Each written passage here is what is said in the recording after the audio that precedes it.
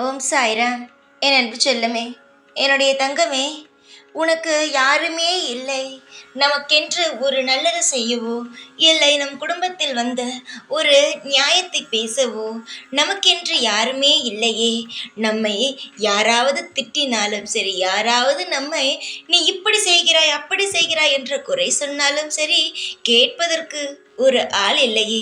அதனால்தானே இவர்கள் எல்லாம், குடும்பத்தில் இருப்பவர்கள் எல்லாம் ஏதேதும் பேசிக்கொண்டு நம்மை கஷ்டப்படுத்தி கொண்டு இருக்கிறார்கள். நமக்கென்று ஒரு ஆள் இருந்திருந்தால், நமக்கு கேட்பதற்கு ஒரு ஆள் இருந்திருந்தால், நிச்சயமாக இவர்கள் எல்லாம் இந்த அளவுக்கு ஆடுவார்களா? நமக்கு யாருமே இல்லை என்ற ஒரே ஒரு காரணத்தினால்தான் இவர்கள் எல்லாம் நம்மை மட்டம் தட்டியும், நம்முடைய வாழ்க்கையில் இவ்வளவு கஷ்டப்படுத்தியும், நம்மை எப்பொழுதும் துன்புறுத்தி கொண்டே இருக்கிறார்கள் என்ற ஒரு மனநிலை உனக்கு எப்பொழுதுமே உண்டு. யாருமே இல்லை, நமக்கு ஆறுதல் கூறவும் யாரும் இல்லை. அதே சமயத்தில் நமக்கு ஒரு ஆபத்து வேறு யாராவது கொடுத்தாலும், இல்லை மற்றவர் நம் குடும்பத்தில் இருப்பவர்களே நம்ம மட்டம் தட்டி, இல்லை நீ இங்கு இருக்காதே, நீ போ என்று சொல்லும் பொழுது கூட நமக்கென்று யாருமே இல்லையே என்ற வருத்தம் எல்லாம் உன்னுடைய மனதில் இருக்கிறது. மற்றவர்கள் குடும்பத்தை எல்லாம் பார்க்கும் பொழுது அந்த பெண்ணுக்கு, அந்த ஆணுக்கெல்லாம் சொந்தம் என்று நிறைய பேர் இருக்கிறார்கள். அப்பா, அம்மா, அண்ணன், தங்கை, இது போன்ற நிறைய பேர் உறவுகள் இருக்கிறார்கள். ஆனால் அனைவருமே இருந்து நமக்கு எந்த ஒரு பக்கபலமுமே இல்லாமல் இருக்கிறதே. நாம் என்ன செய்ய போகிறோம் வாழ்க்கையில்? கடைசி வரைக்கும் இதே மாதிரியான நிலைமைதான் தொடருமா என்றெல்லாம் உன்னுடைய மனதில் ஏகப்பட்ட கவலை. எல்லாவற்றுக்கும் காரணம், யாருமே உனக்கு ஆதரவாக இல்லை. ஆதரவு யாருமே உனக்கு தரவில்லை. நீ நன்றாக இருக்கும் பொழுது எல்லோருக்கும் ஆதரவாக இருந்தாய். உன்னுடைய குடும்பத்தின் பக்கம் யார் எதுவும் உன் குடும்பத்தை சொல்லக்கூடாது. அப்படி சொன்னால் உனக்கு கோபம் வந்துவிடும். அந்த அளவுக்கு உன்னுடைய குடும்பத்தில் இருப்பவர்களுக்கு உதவிகளை செய்து கொண்டு ஆதரவாக இருந்தாய். ஆனால் இப்பொழுது உன்னுடைய வாழ்க்கையில் சில பிரச்சனைகள் வந்தவுடன் எல்லாருமே ஒதுங்கிவிட்டார்கள். எல்லோருமே எல்லா விஷயத்தையும் கவனிப்பது கிடையாது.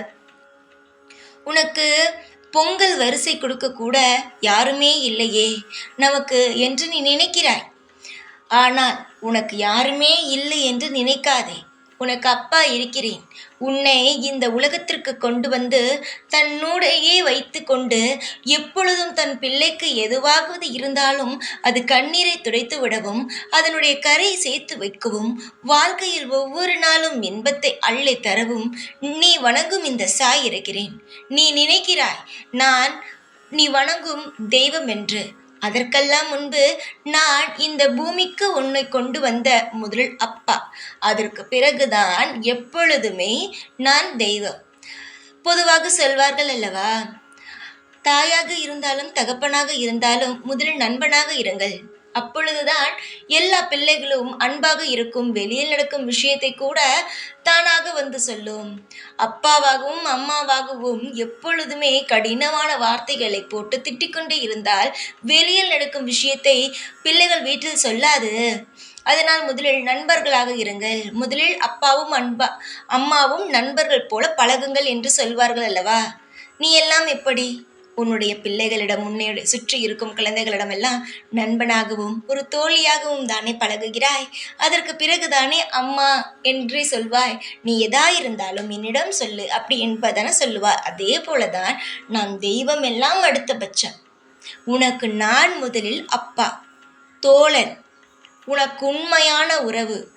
எந்த ஒரு நேரத்திலும் தன்னுடைய பிள்ளையானவள் கண்ணீரை சிந்தக்கூடாது, கலங்கி நிற்கக்கூடாது என்று நினைக்கும் ஒரு தூய்மையான ஒரு அப்பா, உன் நண்பன், உன் உறவு, எப்படி வேண்டுமானாலும் எடுத்துக்கொள். அதற்கு பிறகுதான் நான் சாய் தெய்வம். சில சமயம் மிக மிக கஷ்டத்தில் இருப்பாய். அப்போ திடீரென்று என்னுடைய படமோ என்னுடைய பெயர் கொண்ட பலகையோ வரும் பொழுது உனக்கு எந்த அளவுக்கு சந்தோஷம் இருக்கும். அப்பா நினைத்து கொண்டே இருந்தேன், சாய் வந்து விட்டார் என்று. உனக்கு ஏன் நான் வருகிறேன்? அந்த சமயத்தில் நீ எத்தனையோ தெய்வத்தை வணங்குகிறாய், எத்தனையோ விஷயங்களை எல்லாம் செய்கிறாய். ஆனால் நான் ஏன் உனக்கு முன்பு வந்து நிற்கிறேன்? காரணத்தை நீ யோசித்தாயா? நீ ஏதோ ஒரு விஷயத்தை யோசிப்பாய் கவலையாக. ஒரு வெளியில் பயணம் செய்து கொண்டு இருக்கும் பொழுது கூட ஏதோ ஒரு விஷயம், அப்பொழுது திடீரென்று நான் உன் முன் வந்து நிற்கும் பொழுது எவ்வளவு அமைதியாக இருக்கும். அப்பொழுது கூட நீ உணரவில்லையா சாய் நம்மோடு இருக்கிறார் என்று? உணர்ந்து கொள். உனக்கு யாருமே இல்லை, ஒரு நல்லது கெட்டது செய்வதற்கு ஒரு ஆளே இல்லையே என்று கவலைப்பட்டு கொண்டிருந்த உனக்கு நான் பொங்கல் சீரை கொண்டு வந்திருக்கிறேன். தொட்டு பெற்றுக்கொள். நீ பெற்றுக்கொள்ளும் நேரத்திலிருந்து நீ எந்தெந்த விஷயத்திற்கெல்லாம் கண் கலங்கி கொண்டிருந்தாயோ, இது நடக்கவில்லையே, அது நடக்கவில்லையே, இந்த ஒரு விஷயத்தில் நான் தோற்று போய் நிற்கிறேனே, இப்படியெல்லாம் நீ ஒவ்வொன்றையும் யோசித்து கொண்டு இருந்தாயோ, அந்த விஷயத்தில் எல்லாம் உனக்கு நல்லது நடக்கும். இது நான் உனக்கு ஆறுதல் சொல்ல அல்ல, இது உனக்கு ஆறுதலான வாக்குமே அல்ல, இது நடக்கும் ஒரு புனிதமான ஒரு வாக்கு. எத்தனை நாள் கஷ்டப்படுவாய்? எத்தனை நாள் மற்றவரிடம் அடிமையாக இருப்பாய்? சிறு வயதில் எந்த அளவுக்கு உன்னுடைய மனம் இருந்தது தெரியுமா? சிறு வயதில் எந்த அளவுக்கு நான் இதை சாதிக்கப் போகிறேன், இதை பண்ண போகிறேன், அதை பண்ண போகிறேன், எவ்வளவு விஷயத்தை யோசித்தாய். ஆனால் இப்பொழுது பார், எந்த ஒரு விஷயமும் செய்ய முடியாமல் தவிக்கிறாய். செய்ய வேண்டும் என்றால் வீட்டில் இருப்பவர்கள் கேட்டு செய்ய வேண்டும். அவர் செய் என்றால் செய், செய்யாதே என்றால் செய்யாதே. உன்னுடைய விருப்பத்திற்கு அங்கு இடமே கிடையாது. புரிந்து கொள். மாறும் மனதை மட்டும் எப்பொழுதும் விட்டுவிடாதே. நான் உனக்கு பொங்கல் சீரை கொண்டு வந்திருக்கிறேன். இந்த சீரை பெறும் நேரத்திலிருந்து உனக்கு நிச்சயம் மாற்றம் கிடைக்கும். நான் ஏன் சீர் கொண்டு வந்தேன் என்றால், உன் வீட்டில் எந்த ஒரு வருமானமோ எந்த ஒரு அளவு கடந்த சந்தோஷமோ இல்லாமல் இருக்கிறது. அதாவது கஷ்டம், உன்னுடைய வீட்டில் கஷ்டம்தான் இருக்கிறது, சந்தோஷம் இல்லை. அதனால் நான் இதை கொடுக்கும் நேரம் உன் வீட்டில் எதெல்லாம் தேவையோ அதெல்லாம் பெருக ஆரம்பிக்கும். என்னுடைய பிள்ளையாக இருக்கும் உனக்கு நிச்சயமாக சொல்கிறேன், வாழ்க்கையில் ஒரு புதிய அத்தியாயம் உதயமாகும். நீ கேட்டுக்கொண்டு காத்து கொண்டு இருந்த அனைத்து விஷயத்திலும் நல்லதொரு மாற்றமும் நிச்சயமாக நீ நினைக்கிறாய். உன் வாழ்க்கை இப்படியே முடியுமோ என்று. ஆனாலும் உன்னுடைய மனதில் நிறைய ஆசை இருக்கிறது. அதில் உனக்கு பெரிய ஆசை எது தெரியுமா? ஷீரடி வருவது. என்னுடைய பிள்ளையாக இருக்கும் ஒவ்வொருவருக்குமே என்னை வந்து ஷீரடியில் வந்து சந்திக்க வேண்டும் என்ற ஆசை. நான் எவ்வளவு கொடுத்து வைத்தவன் தெரியுமா? நீயே சொல், நான் எவ்வளவு கொடுத்து வைத்தவன் தெரியுமா? ஏனென்றால் யாருமே யாரையும் போய் தேடி போய் பார்ப்பது கிடையாது இப்பொழுதெல்லாம். ஆனால் என்னுடைய பிள்ளை நான் தூரமாக இருந்தாலும் எவ்வளவு செலவானாலும் பரவாயில்லை, என்னுடைய அப்பாவை போய் நான் பார்க்க வேண்டும் ஷீரடியில் என்று ஆசைப்படும் பொழுது என்னுடைய பிள்ளையை நான் எப்படி கூப்பிடாமல் இருப்பேன்? சீக்கிரமாக அதற்காக ஒரு வருமானத்தை நான் கொடுத்து, அதற்கான பணத்தொகையை கொடுத்து நிச்சயமாக என்னுடைய ஷீரடிக்கு வருவாய். என்னுடைய ஷீரடியில் வந்து இந்த அப்பாவை வந்து பார்ப்பாய். நீ பார்க்கும் பொழுது அங்கு ஒரு விஷயம் உனக்கு காத்திருக்கிறது. அது என்னவென்றெல்லாம் நான் இப்பொழுது சொல்லவில்லை, ஆனால் ஒரு நல்ல விஷயம் காத்திருக்கிறது. சீக்கிரமாக வருவாய். பணம் இல்லையே எப்படி நான் வருவேன்? நான் தான் சொல்லிவிட்டேனே, பணம், அதற்கான பணத்தையும் உன் வாழ்க்கையில் முன்னேற்றத்தையும் நீ இத்தனை நாள் பூட்டி பூட்டி வைத்திருந்த உன் ஆசைகள் அனைத்தையுமே செய்து கொடுக்கும் நேரம் வந்து விட்டது. யார் எதை சொல்கிறார்கள் என்பதற்காக கவலைப்பட வேண்டாம். அமோகமான வாழ்க்கை இருக்கிறது, சந்தோஷமான வாழ்க்கை இருக்கிறது. நீ தேடி தேடி ஓடும் ஒவ்வொரு விஷயத்திலும் உனக்கு வெற்றி கிடைக்கும்.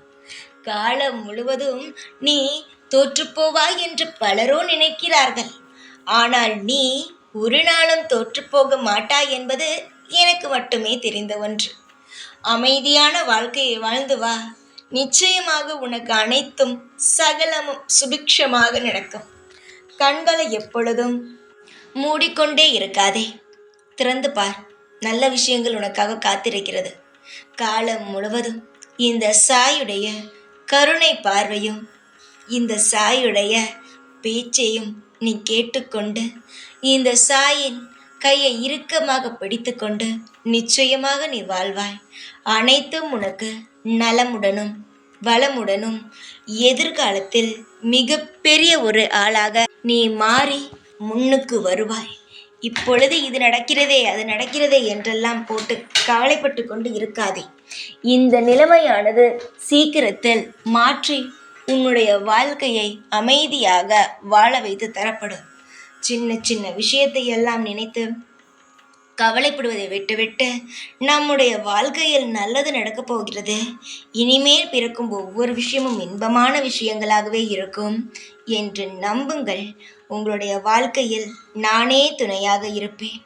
சகல விஷயங்களும் உங்களுக்கு கிடைக்கட்டும். நல்ல எதிர்காலம் உங்களுக்கு அமையட்டும். எல்லா நாளும் இந்த சாய் உன்னோடே இருந்து உன்னை வாழ வைக்கிறேன். எப்பொழுதும் உன் கூடவே தான் இருப்பேன். இந்த சாய்நாத். ஓம் சாய்ராம்.